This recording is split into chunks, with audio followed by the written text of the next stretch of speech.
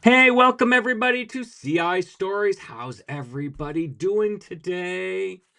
I already see that we've got I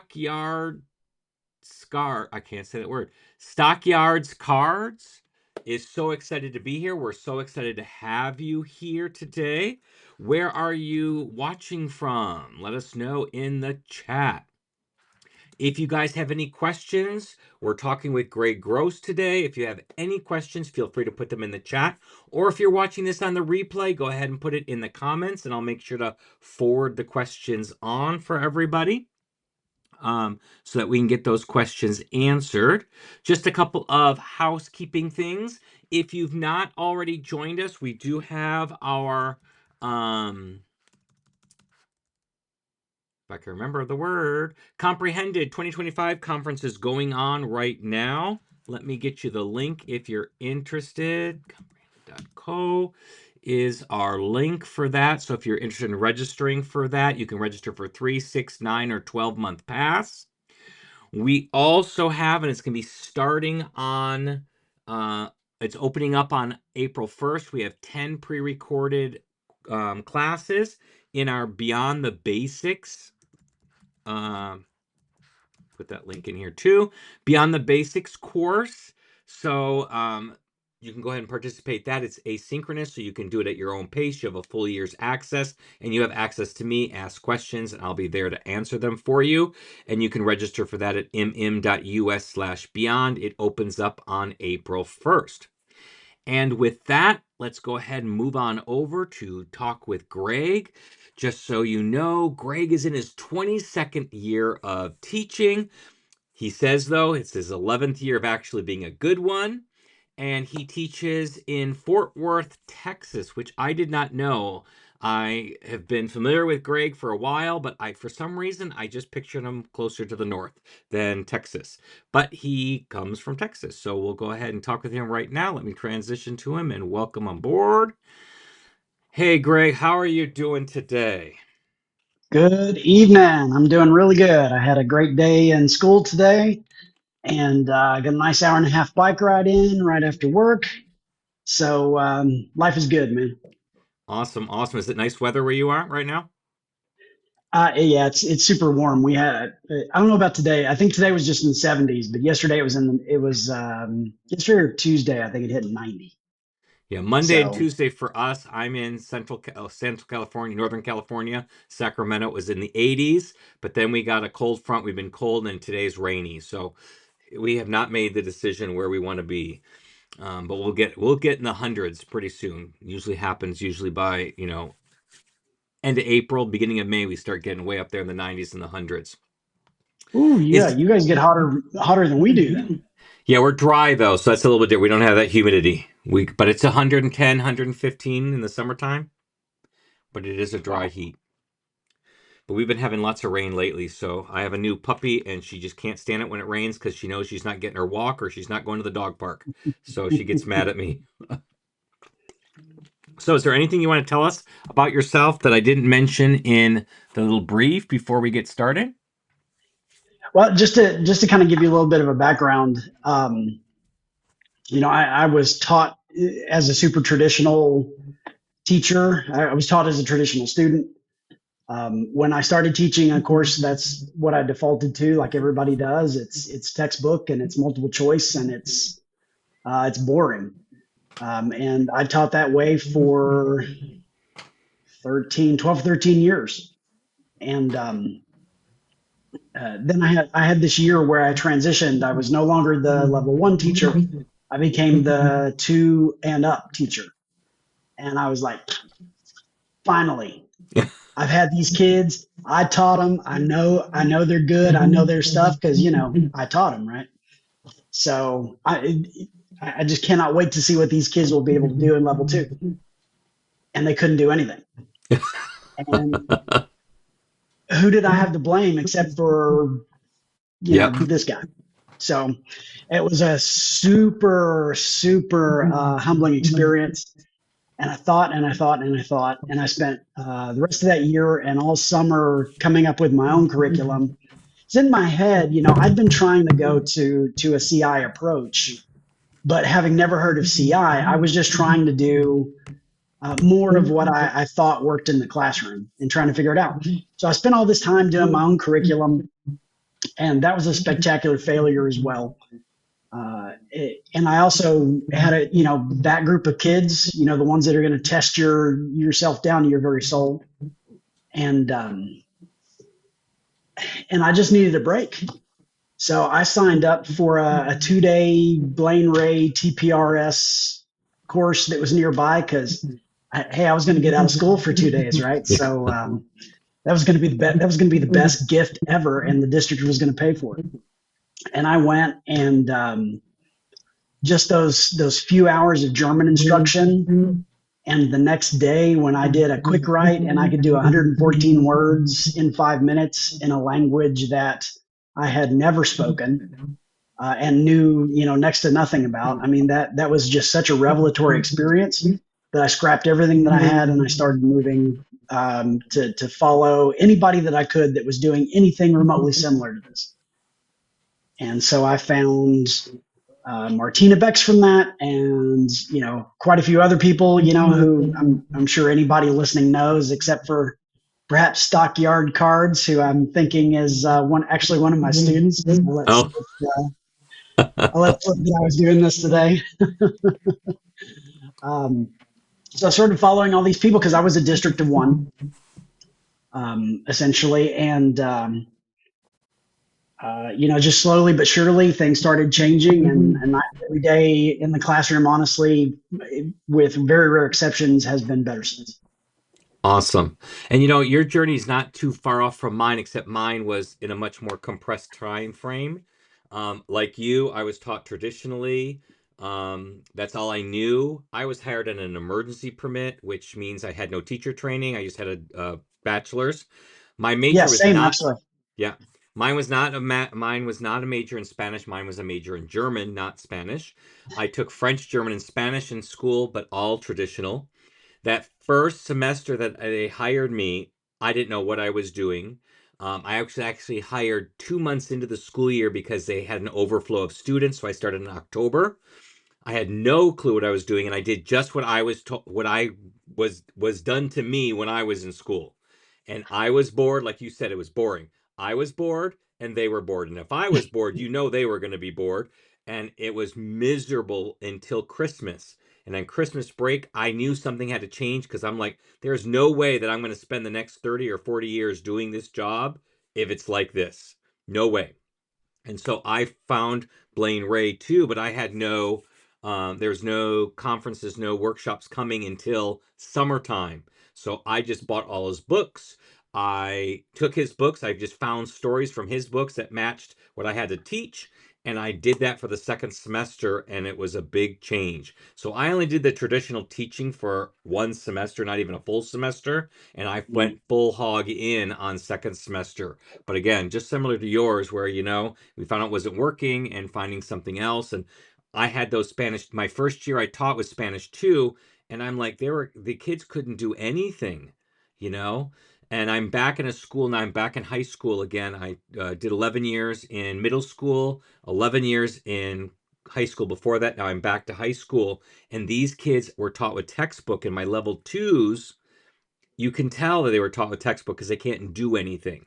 And we're on the 4x4, which is the most horrible schedule possible for kids because there's no way they can learn 100%. a language in, an hour and a half a day, 5 days a week for 20 weeks.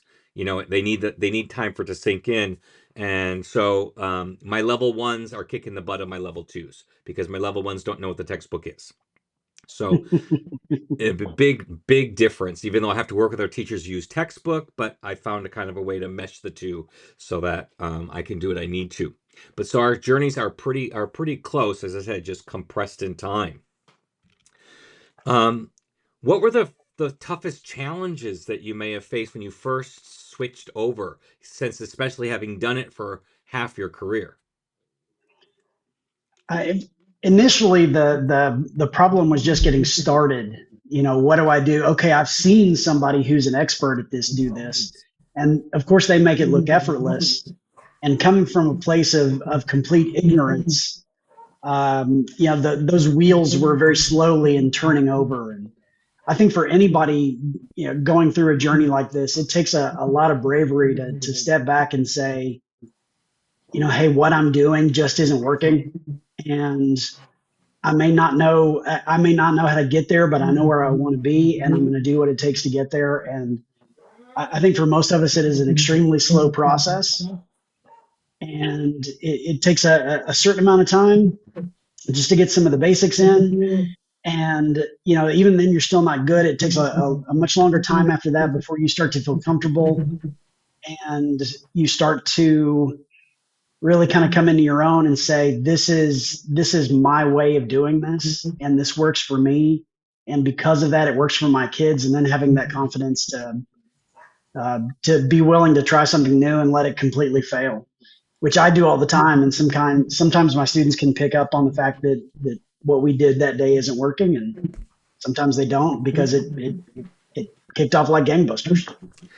Yeah, you brought to mind two quotes that I love to live by. And one is, keep doing the same thing over and over and expecting different results is insanity. And we do that every year because it's so funny that we all are so gung ho for the near year in the fall, and we go, we're gonna we go through, and the kids are like, we're doing the same thing, and the kids are like, we're like saying the kids are getting the same stuff, they're doing the same mistakes. At the end of the year, we're like, well, we're gonna change for next year, we're gonna do something different. But when the fall comes, we keep doing the same thing, expecting different results.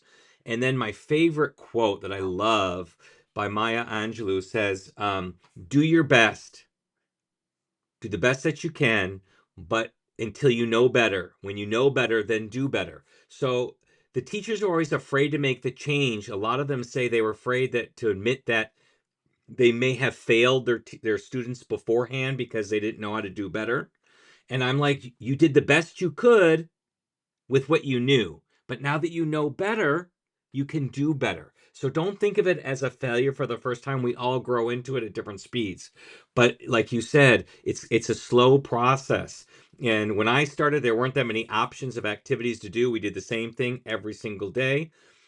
Now there's a multitude, and I let my students know that I experiment too. And some days are good days, and some days are bad days. Well, we just got to do it. But if you never venture out and take the risks, you're never going to get the rewards either. So I think that's a very and true even thing. and even when I'm trying to start this back in 2015, 2016, 2017, there's not a whole lot of YouTube videos. There's not a whole lot of regional, content. There's not no mentor that I can really go Hmm. see. So it's the big summer conferences, and if I'm lucky, Blaine Ray is coming around, and that's really, at least from my experience at that time, those are the only things that I could find. So how do you become a better story asker? Is Yeah. just an example. And for me, I would take these stories, and because I would have this intent of being of story asking this 5 sentence story, and it would just fail spectacularly because I couldn't figure out what kind of questions to ask in the moment. And so I ended up just scripting every possible question I could possibly answer from every single sentence. And I would have 15 pages of questions, and it would be me reading a question, looking up at the students, asking the question, checking it off. But it didn't take very long, a few months of that. It was a lot of work. But now I would say that's one of my strengths. I can spin almost any story any way from nothing, based on a very loose outline of what I would like the outcome to be for the students, what I'd like them to acquire. And I think that would, to me, that would be another lesson that I would love for people to hear is you can take whatever you think is your weakness and you can turn it into a serious strength. Yes. And all of us started that way with the scripting. I remember Donna Tatum John saying she used to have pages and pages. And I would script too when I first started because all we had was stories. There was no picture talk, there was no movie talk, there was circling was not a thing. We were supposed to tell the story, the exact same story, 3 times in a row with questions in between. And I would script them. I didn't do it like you, I did it like Oprah. So I took a half a page of cardstock. I'd put my sentence at the top, all my questions. They were like at 15 fonts, so I could read them without glasses, so I could see them. And I had my little deck of cards, and I had to put a ring on them so they wouldn't fall and I'd lose what order they were in. And all I let my kids choose were like the names of the characters, whether it was a boy or a girl, and the color of hair and what city they lived in. Pretty much everything else was just as I wrote it, and I had all my questions scripted out.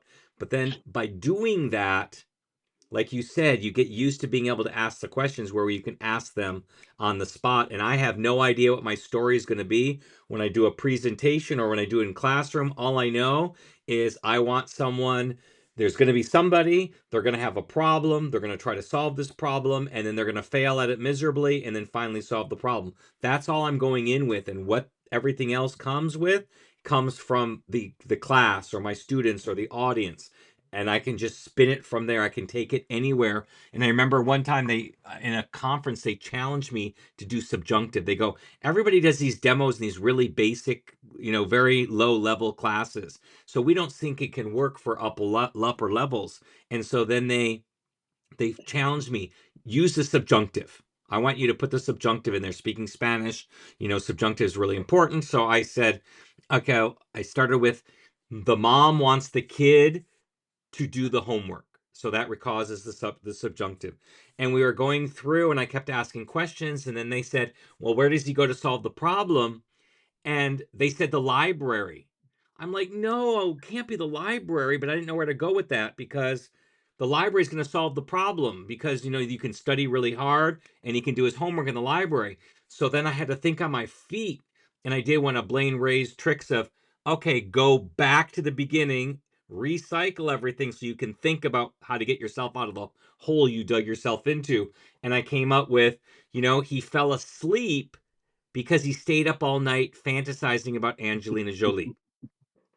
And so we got to go out of that one, and I worked my way out, and they were like amazed. And I'm like, I was stuck. Did you know I was stuck? They go, we didn't know that you were stuck. I like, you gave me that library after the first location. I was like, I was stuck there. I didn't know what to do with that. So it does help when you do these questions all the time. You get to be able to spin stories from anything. You can do anything with those. If you, as long as you have your basic problem and solution, you can work anywhere. Yep, 100%. And it really just becomes so much more engaging when you can get there. And I work really hard at getting my students. Even though of course, there's so many camps in CI now. It seems like and some people are a little more dogmatic than others. And I'm always been of the opinion that if it works, I'm going to use it. I Mm-hmm. don't care who it came from. I don't care what rule it supposedly breaks, because the university setting is not my classroom, and if it works for me and my kids acquire from it and they're engaged in it, you know what? I'm going to do more of it Yep. until I find something better. And so I have worked very hard to try to create a culture in which my students feel free to talk as much as they possibly can. And as when I learned how to run a proficiency-based classroom where our conversations are not so much about grades, but they're about what they can do. Um, and you start building that culture of trust with your kids. The sky's really the limit. I started in my upper level classes that I taught years ago. I used to do something called Socratic circles, which is an avid technique. Yep. And then I used to do another thing called Café Conversation that I had seen a blog post on, and all these things were upper level because the kids would have to talk off the cuff about things and be able to respond to each other, and level ones and level twos just aren't there yet. And early this year, I kind of got the thought, well, why can't we? And I started trying to put pieces from these things together along with topics that a level two student is extremely familiar with. And so I've sort of created this thing that I'm calling Socratic circles, which I'm going to be presenting on at Mitten CI next week. And it's just it's a phenomenal format. And when you really can build that that culture of everybody's talking and hey, let's see how long we can talk and let's see if we can ask follow-up questions of each other and let's see how long we can sustain this and we're enjoying it and we're doing well and we feel confident and we feel like we can do something. Now my students can sit together for 15 minutes and have conversations Yep. about food or movies or books or sports or what have you. And, um, they can hit. I have to keep inventing ways to step their game up because they're just doing so much more than I ever would have expected a Yep. level two to be doing 10 years ago. Exactly. And I'm with you that you can do anything with your students. It's only hard if you make it hard. Like someone challenged me, said, subjunctive is not hard to do, it's hard to explain. So if you give them a subjunctive verb and you give them the form to use right off the bat, they can learn it just like they can do the present tense or the past tense or anything. It's just another word. And Yeah, they learn. they don't know the difference, and I don't even bother to explain it when I use the subjunctive because they truthfully don't hear it. No.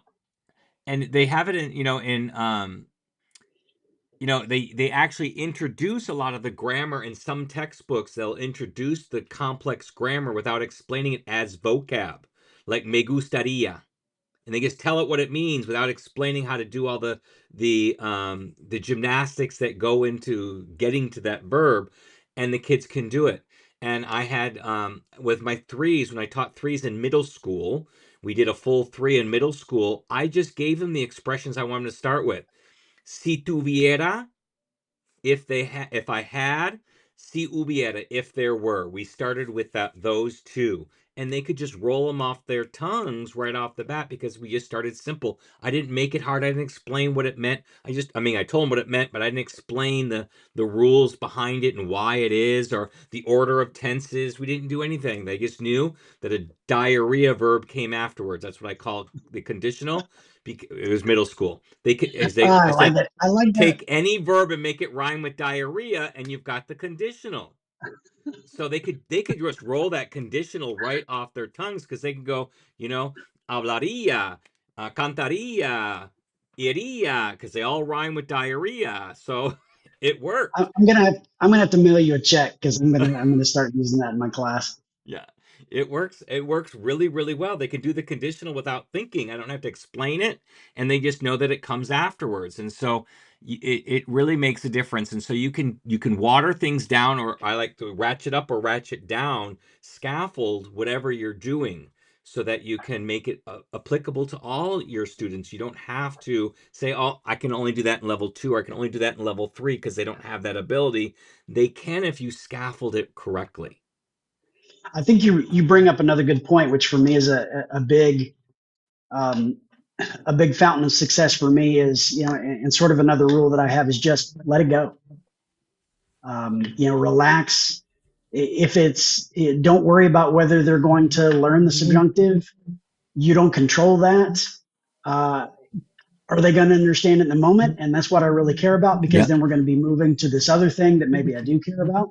But they're getting exposed to rich language along the way. They learn it. They don't. That's fine. Give assessments where they can show what they have acquired, and don't worry about all the little stuff that they didn't. Don't worry that you have to follow any verb in any particular order, that Yep. you have to do any tense in any particular order. Just let all of that go, relax, because everything is naturally going to flow if you're using language and you're trying to be authentic in the conversations you have with your kids. It's going to lead to something good and it's going to spiral everything that they need again and again and again Yep. in a year and in 2 years and 3 years or ever how long you're blessed to have them with you. And I know there are two rules I always follow in my classroom every day. One was from Susie Gross: shelter vocabulary, not grammar. So if you need to use the past tense in level 1 on day 2, use the past tense. Just tell them what it means, and they'll be fine. That's all they care about is what does it mean. They don't need to know how to make it, how to form it. They don't even understand the concept of present or past in English. Look at their English papers. They go back and forth right in the same thing. So that was one. And the other rule I have is my only goal that day is to go in, speak as much language as possible, and make it understandable. If I did that, no matter what we talked about, whatever we did, regardless of what I had planned, it was a successful day. Yeah. And so I think those two things really, really guide me every day in class. I'm not worried about they haven't got this little minutia part. I don't care if they got the wrong gender on this noun or they didn't match the adjective, because if it doesn't have meaning in English, they're not gonna attach to it anyways right away. Whether you say el chico or la chico, it still means the boy in English. So they don't even notice the differences there. And a native speaker is gonna go, yeah, it's wrong, but they're not gonna misunderstand with something like that. And so I don't worry about those things. Those things will come out in the wash, as I say, later on. They just need to be hearing and being understanding. And as long as they're understanding and we're using the language as much as possible, and I don't even require them always to use the language, because I tell them the only language I can control is my own. And when you feel comfortable enough, you'll start using the language. But if I try to push you to it, you're going to put up a wall right off the bat. So I don't even require them to speak the language. They automatically just start doing it because when they start to feel comfortable, they will. When they don't want to speak, it's either they don't have the language to do the speaking or they don't feel comfortable. And if I give them the language and I make them feel comfortable, it naturally comes without me having to force them to say, speak in Spanish, speak in Spanish, speak in Spanish all the time. Yeah, in the years when I've been department head or department chair, whatever you want to call it, depending on which school I've been at, um, my number one rule that I've tried to instill in the teachers that I've worked with is our first priority is to get them to love the language. And I think that's an aspect a lot of people miss. They want them to, they want the students to love them, and that's great. But I've worked with in the past I worked with teachers that the students loved, but they didn't learn from, so they didn't Mm-hmm. necessarily respect the teacher. And I'm not always the teacher, I'm not the first teacher they're going to love necessarily, but they're going to have a lot of fun in my class and they're going to recognize that they're learning a lot and they're going to respect, I think, me and respect themselves a whole lot more down the line. And it's just it just presents a different face on everything that you do when I know my goal is to get them to love the language. Yep. It's great if they like me too. And, I can't think of a day that we don't have fun with something, but love the language. What I love doing, what I love with it, because CI, you can do pretty much anything and take anything. And so I take things that the kids say, and I love doing this. So they'll make like I had one kid made a dumb comment. It was dumb, not, let me rephrase it. It wasn't a dumb comment. He was circumlocuting, but it was a dumb comment that I got to use as a story. That's what I meant by that. So he's a cook. He wants to be a restaurateur. So I asked him, "What do you want to serve at your restaurant? Like, what type of food are you going to serve?" Well, he said "vaca." For those who don't speak Spanish, that's cow. Well, what went to my head right away is not that he wanted to serve steak. That's what he's trying to say. But he wanted to open up a restaurant for cows. So every week I'm listening for these little things that kids say, and I'll twist them and I'll make a written story. That's our reading for the next week. And we Mm. do that, and the kids look forward to these every time. And one kid even told me, not a strong kid, is like a BC kid in most of his classes, football player, just an average kid, doesn't like school, just is here because he has to, and keeps his grades up so he can play football. That's the only thing he does. And he's like, you know, I don't know what it is, but in English class, I can't stand reading. It is horrible. It is torturous. I can't stand it. But I come in here and I look forward to reading every week our story. And he didn't exactly know why that was. And I said, well, because I make these stories all about you guys. It's not about me. I can put any grammar I want in those stories. We had another kid who brought out, I don't know what they did. He had 3 jars of Vaseline, a small one, a medium one, and a huge one from Costco. I'm like, why are you carrying 3 jugs of Vaseline? He's like, well, I use one for my lips and I use one for my hands and one for my elbows and my knees. And I'm like, you can't just use the medium one and use it for all of it. Why do you have to have three different jars? So we made a whole story about why he's got three different jars of Vaseline, and we're all laughing and laughing and having fun about this story. And it took, one grain of truth from the classroom, and then we twisted it into something really, really, really funny. But the kids really love that, and when you can personalize and bring them into it, they're having fun, like you said, and they're starting to love the language. He hates his own language because it's boring, as he says, because none of the stories that English teachers ever give them are about the kids. They're Yeah. always about something else. And our stories are about the kids. It makes them much more interested in it. Yeah. The years I taught in public school here in Texas, I've been in private school for 3 years now. But when I was in public school, all the English teachers were given leeway to do really was to read passages that were examples of the STAR test, the state Yeah. testing. And those things are boring on the best day, much less your thousandth read for that year. And it just shocks me when kids will tell me that they haven't read a chapter book since they were in like third grade or something, and until they come to my class, and then suddenly they're reading novels, and they'll read 6, 7, 8, 10 novels a year once they get into my level 2 class, and they don't really stress about it. They um, most of them find something enjoyable or at least something meaningful Mm-hmm. out of each one. Um, some kids, of course, will choose to pick a book they don't necessarily like, and they'll stick with it because they think it's easy or what have you. But for the most part, I get to have some really nice conversations with kids about things that they've read, and um, it's just another thing that I think sets it apart, and it's one reason why so glad that I'm an English or a Spanish teacher and I'm an English teacher these days. Yeah. Because originally that was my goal. My initial bachelor's was in British literature, and I thought I was going to come into the classroom and I was gonna bring my own Spencer. We were going to read Tolkien, and we were going to do this and that, and boy, would that have been just a terrible situation. You remind me of something. It has nothing to do with Spanish for specifically or languages, but at my old school and middle school, we used to have something called an enrichment period. So the kids who needed reteaching would do a reteach, and the kids who didn't need reteaching would choose from enrichment. One of the ones I used to do was read aloud. And you wouldn't think kids would want to sign up to hear a story read to them, but I did it, and the stories that I liked were ones that I liked from kindergarten and first grade that were read to me. One of them was Miss Pigglewiggle. I'm not sure if you're familiar with Miss Pigglewiggle. She's got a series of five. These all were written pre-World War II, so they're really old books. She's got five in her series, but she is a witch, a good witch, and parents seek her out to cure the different ailments kids have, like the selfishness cure, or the never want to go to bed cure, or the bedwetter cure. And so she always had these weird little things that they would do. Well, I would read these, and the kids thought they were funny because a lot of the things in there and the language that she used, was 1940s, so it's not the English we use today.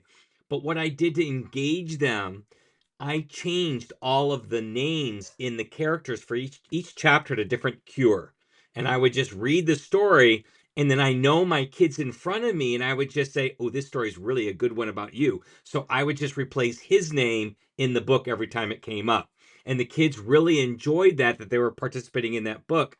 And English teachers could do something very similar and take some of the boring stories and just put the kids' names in. Doesn't change anything, doesn't change any part of the story, but it just makes it more engaging. And my kids, I always had to close my door, say, "I'm full. I can't have any more kids in here because I can only fit so many kids in at a time." But they were really engaged by that kind of thing. And it made me think of one of the books I really like. It's not specific about language, but the Read Aloud Handbook, and how important it is to read aloud to kids. And Susan Gross called this Kindergarten Day. And that's what I do. I do that regularly with my students because reading aloud to kids really helps them learn to read themselves. And we stop doing that when they're after first grade. Parents stop doing it when they go to school, and then as teachers we stop doing it around first grade second and third grade, we got to get to work. We don't have time to actually read with our students anymore. So I think it's a really good skill that translates really well. I think it's especially great for us as CI teachers to do things like that in any kind of language class. I think most people just aren't aware of how many dyslexic students that we have because so many of them go undiagnosed for one reason or another. I think I've had classes with 60% of the kids being dyslexic to one degree or another Yeah. at certain points throughout my career. And of course, as you know, when you're a traditional teacher, you're really only teaching for 5 kids. Yep. They're the ones If that that learn many. via those legacy methods. Um, but the great thing about CI, especially if you write your assessments correctly, and the way that I do it, all of my tests and quizzes, they're all short, they're frequent, and they're unannounced. Yep. And that causes some fear in the beginning, but very quickly the kids get over it because they know that I'm allowing them to show what they know instead of anything specific. And it's just about what they can do in the language rather than specific pieces of the language. And we're not playing Um, gotcha, because their right. experience with pop quizzes are always, oh, you're supposed to read the chapter last night. You didn't? Great. We're having a quiz on it right now. And you find that some of those dyslexic kids can turn into your absolute best students, and they're the absolute worst for so many other teachers. And the conversations that you're having about that kid and they're having about that kid, they don't, a third person wouldn't know that you're talking about the same student. Yeah. And I Uh, love that self differentiation that we can bring to the classroom. yeah. I was lots of times the counselors knew that because the way I taught, kids with 504s and IEPs did so much better in my class than they did in a traditional class. So I would get bombarded with, not in a bad way, because I love all kids and I love my IEP kids and my 504. My favorite kids are autistic kids. I absolutely love them to death. But having them in my classroom, they were so much more successful. So they kept putting more and more and more in there.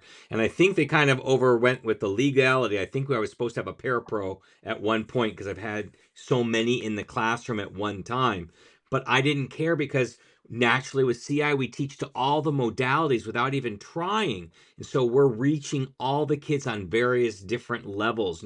We have the musically inclined kids, we do songs in class. We do picture talk and movie talk, which are visual stuff for our kids.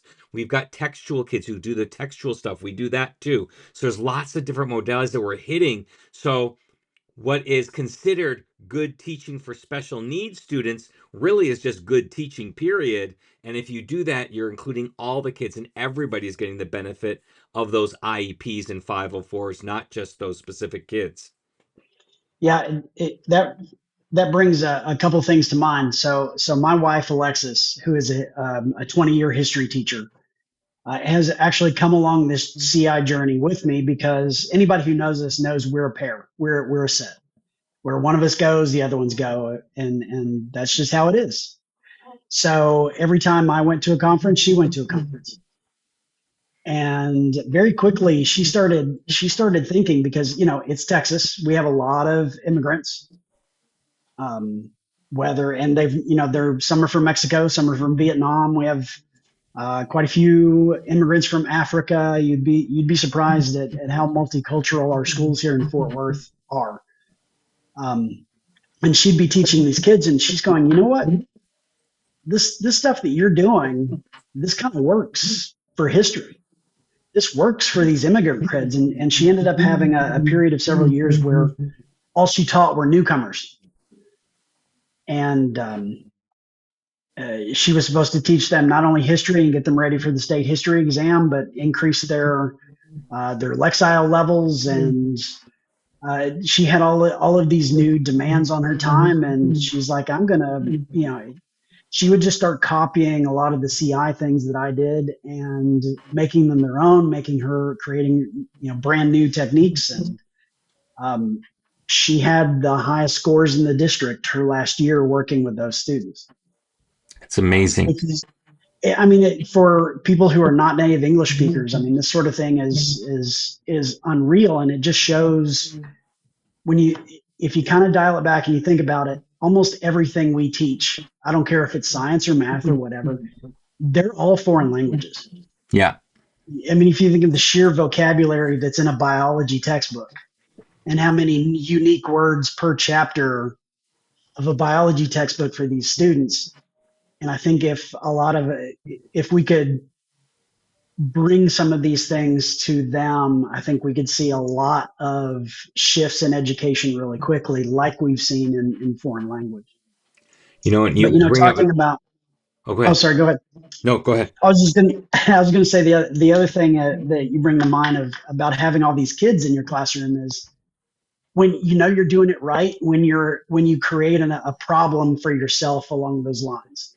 Yeah. When your classes, when people who don't have to take your classes are suddenly taking your classes, when you have kids from that legacy teacher begging to transfer into your classroom, when you go like as I did, uh, from having almost no program and having almost nobody enrolling in level three to having so many students enrolling in three and so many students enrolling in four that they literally can't create enough sections. And so I It's a good had, problem to have. I mean, it absolutely is, and it will test you a little bit. My final year at the school I've been at the longest, that was the exact issue that I had. I had too many kids. There was nowhere to put them. They all wanted to take Spanish in level three and level four, even though it wasn't required. And they're like, well, the only thing we can do is combine it and make it a 3/4 class. And I said, okay, I'll try it because Yeah. I'm a yes guy. I'll pretty much try anything. It doesn't matter. And that was probably the best year that I ever had in my life once I figured out how to run that. Yeah. Um, but I'm also I've been a wrestling coach for 20 years, and I try to think of it like a good team. You want to build that program, and it goes back to that piece of you want them to love the language. And if you can do those things, yeah, you're going to create some problems for yourself, but what you're going to get back from it is going to be immeasurable. Yeah. And going back to your wife being a history teacher and using those techniques, I had a math teacher who did the same thing.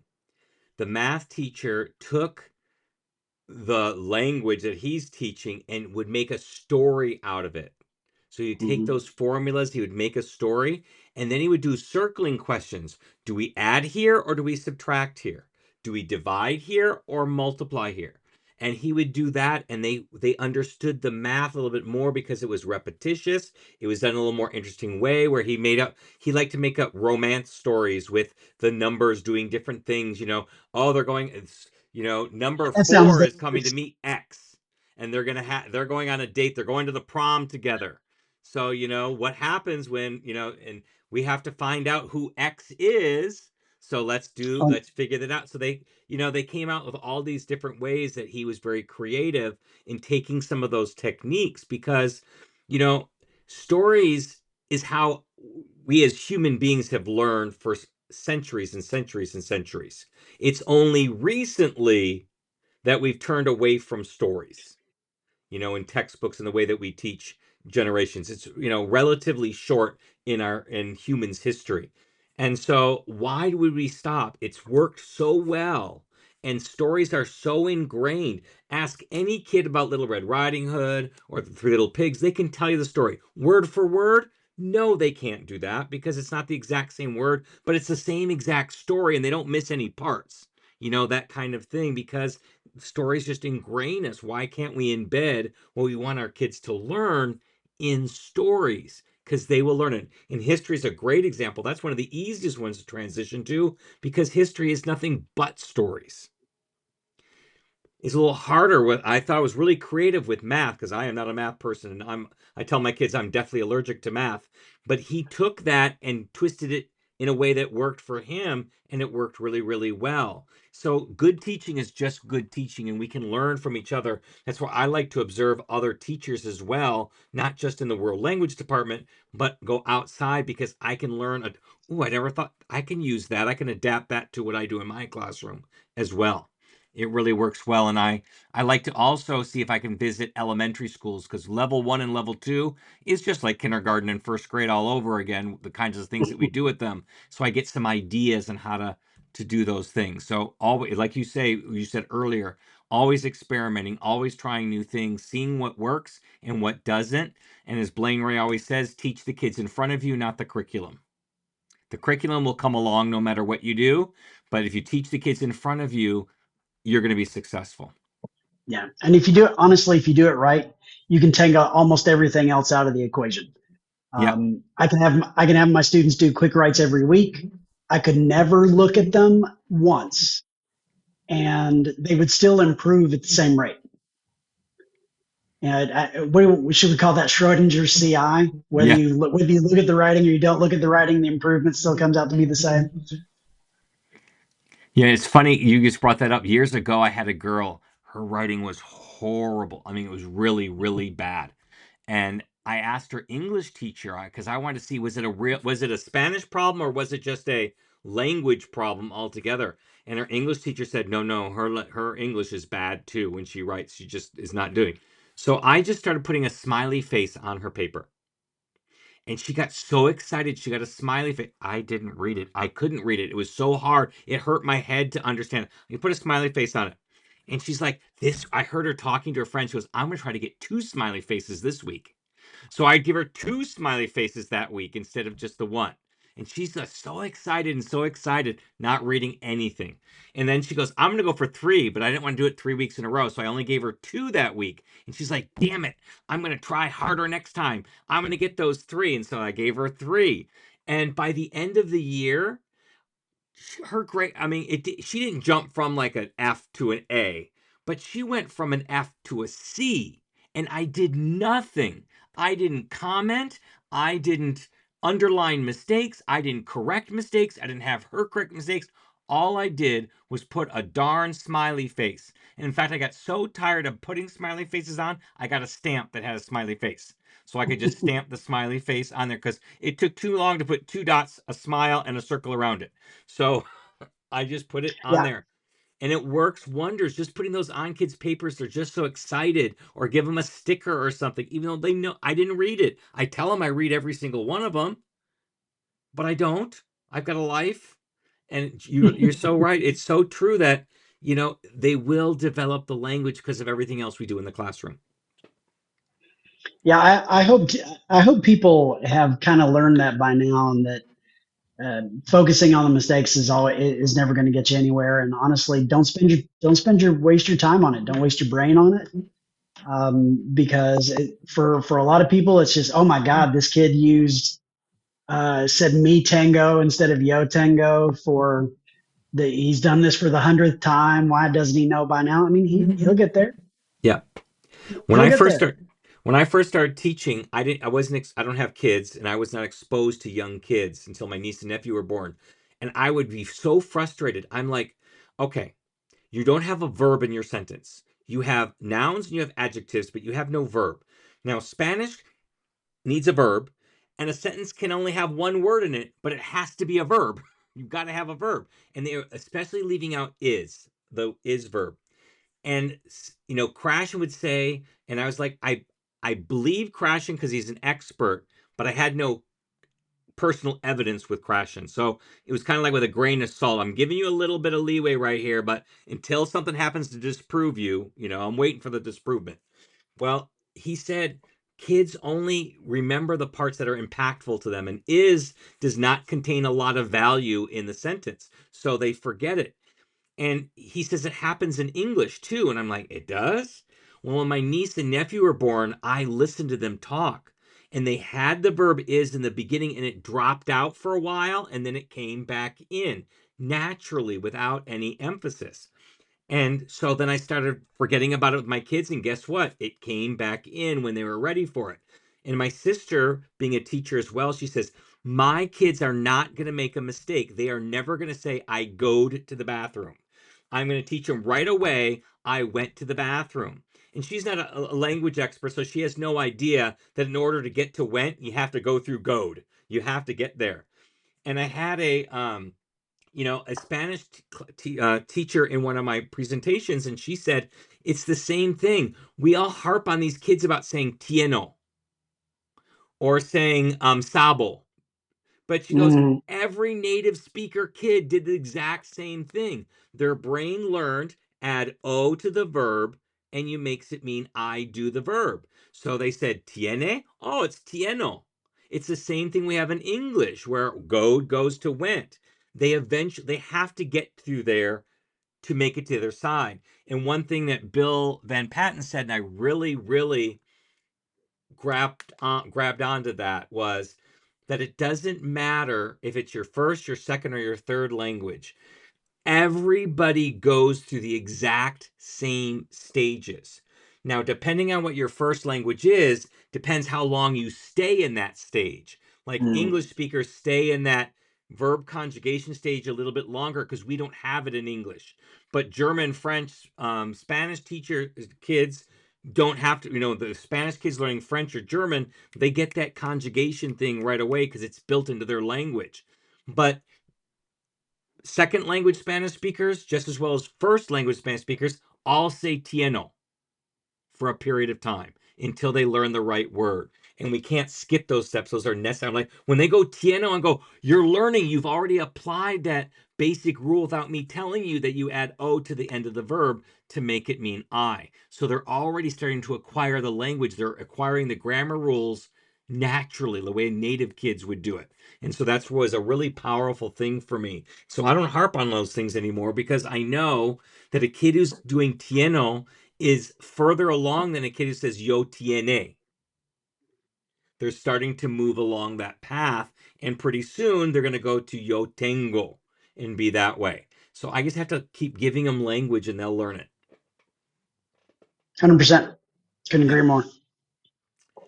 We're getting close to the end, so I just got another question because you did mention this earlier on there, about a CI community, and there wasn't one when you first started.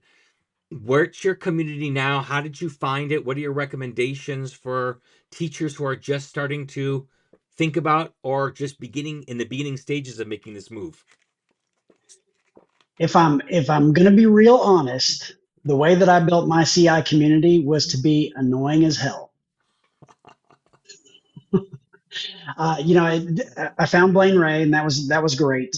And then, like I said, I found Martina Bex and other people. It was through Twitter at the time, because I would follow one person and I would see who they followed, and I would read some stuff from them and I would follow them until I had kind of built this community of people that I could ask. And I would say Martina probably answered 200 emails from me in the first year that I started reading her blog. She's so sweet, and Oh, she's amazing. she never fails to she never fails to have conversations with me when we're around each other. But she probably hates my guts just because I took up a I year of doubt her that, time. but No, she doesn't. I know she doesn't, but um, um, that's the kind of thing you have to do. I mean, you have to be willing to get out there and find those people. And I think it was honestly easier for me. I think I came in at the sweet spot, if that makes sense, because there was, CI was so underground for so long. And I think I kind of found it when there was this real groundswell going on. I think because of the launch of NTPRS and IFLT and things becoming these bigger entities, along with the growth of Facebook and YouTube that started putting the stuff out there. Um, I think teachers then had it easier. Now I wonder if, and I don't know, but I wonder if it's hard to just pull some of the things that have real value out from the noise. mm-hmm. Uh, I see a lot of people who, as soon as they learn something, they become content creators about that thing. Oh yeah, yeah, yeah. And it's not that what they're saying doesn't necessarily have value, um, but it doesn't necessarily mean that it does either. Yeah. And I'm not talking about anybody specifically in the CI community. This is anything in the teaching community anywhere, but I do see it in the language space a lot. Not necessarily with CI, but I see it in the language space a lot.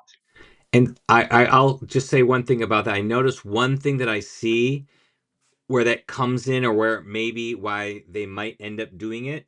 I know a lot of school districts, when they go on a PD, they're expected to come back and teach it as if they're experts to the other people who didn't go to the PD.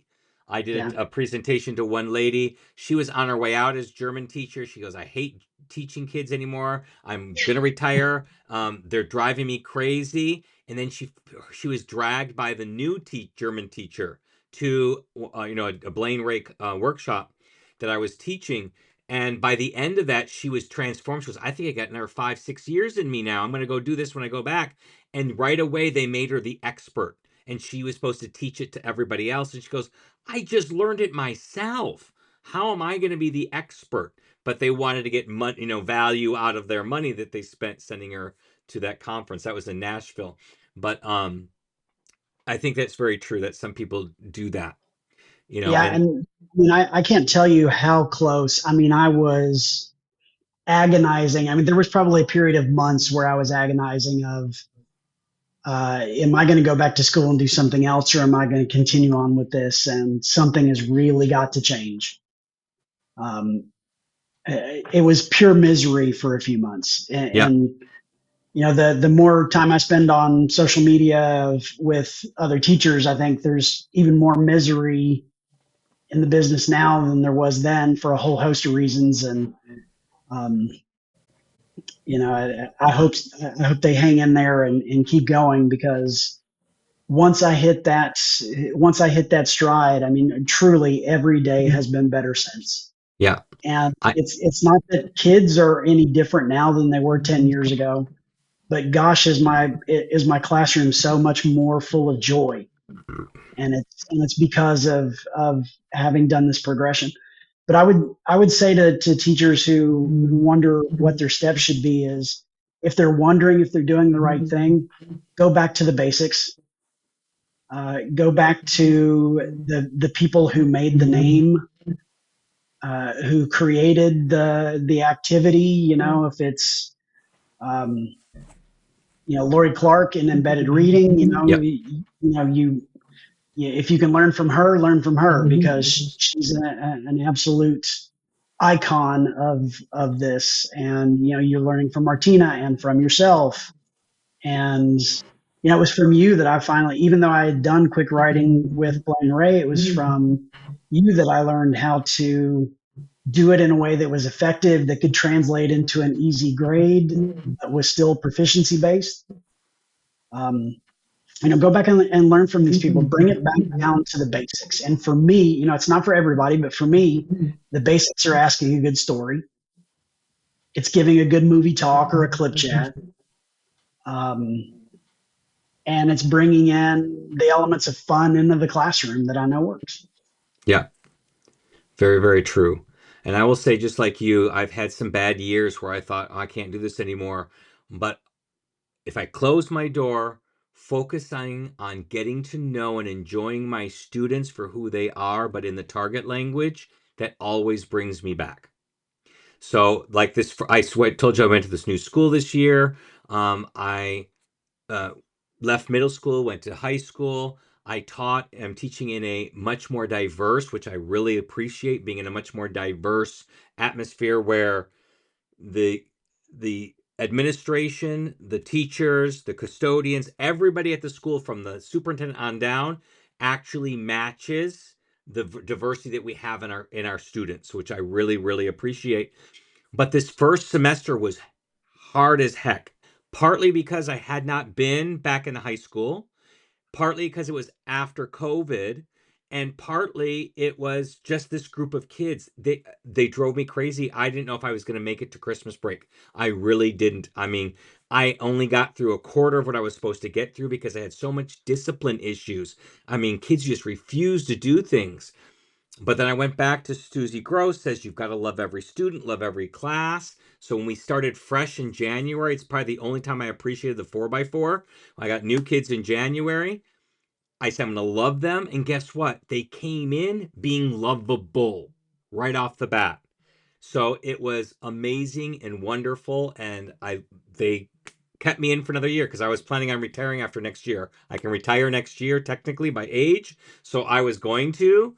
And then I'm thinking, I might be able to do this a couple more years because I really enjoy my kids. And that's the only reason I'm there. I don't want to go to administration. I don't want to go into anything else because I want to be right there with those kids.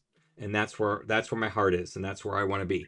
And Yeah, it's funny how your journey and mine are so aligned because sort of the same thing. I went down. I started that in concurrence with starting CI. I also started an administration degree um, because I thought, hey, this is how I get out of teaching, but I still get to get the pension and all of that. And I have not spent a day as an administrator since becoming a CI teacher because why would I? yeah. Yeah, I just don't think you can affect as much change. They say they can, but I don't think I've never seen an administrator affect as much change as a classroom teacher can with the kids. 100%, 100%. Okay, so we're at time. Is there a social media that you want to connect on with? Yeah, I don't do. I mean, I'm on, of course, all the Facebook groups, but I don't do social media a ton. I am on Blue Sky at Profe Gross. If people want to look up Okay, Blue Sky, the new Twitter. the new Twitter, Yeah, did I get that right? and Put it up there, Profe Gross. yeah, Okay, perfect. So and that's how you can connect with him. yeah, and I do have a blog that I call Comprehensible Reality, and I probably post to it twice a year because again, like I said, I'm not set out, I'm not out to be a content creator. I'm out to bring as many people along on this journey with me as I can because I learned and people gave so much of their time to me, and I guess I don't feel right taking people's money and trying to make a business out of giving it back. So I put something up there when I have something that I think is interesting or unique to say or if I want to share. So, but it would be one thing if people like to see videos of teachers actually having students and doing things with students, then my blog is a good one to show because I always try to. Um, I like to say that the teaching style that I like to have is kind of where the rubber meets the road Yeah. in CI, and so I try to put my money where my own mouth is and share a real video of me doing things for the first time with my students. Awesome. Well, what's the address for that? I'll put that up there as well. It's comprehensible reality at WordPress. .com, right? Yes. Okay, comprehensible. Let's see if this comes up. Let me put it on the screen. Comprehensiblereality.wordpress.com. Yep. Okay, perfect. Well, awesome. I thank you for joining us today. I really appreciate it. And let me get this one last thing out. I always forget to do this. But if you liked this, please like and subscribe. Share this with other teachers so that other people can also. And I can't find my YouTube button, but I can't find that right now. But that's okay. So you can just like and subscribe. It really helps get out to other teachers. Share with other teachers so they can learn other people's. What I wanted to do with this, everyone, with CI Stories is bring everyday teachers to you so that you can see that you don't have to be the guru. That none of us are Blaine Ray, none of us are Martina Bex, none of us are Lori Clark. We are just ourselves and we can all do CI. So I wanted to bring just regular everyday teachers out so that you can see that we're doing it in the trenches every day, just like the gurus, but we don't have to be a guru to do that. So like, subscribe, and we have another one next week. We're speaking with Lynn, and I forgot her last name off the top of my head, but we're speaking with Lynn next week. She's a German teacher. For those of you who teach lesser taught languages, that might be an interesting talk. We had an earlier German teacher a couple of weeks ago. So look forward to seeing you next Thursday, same time, 5 p.m. Pacific, 8 p.m. Eastern. And until then, have a great one, everybody.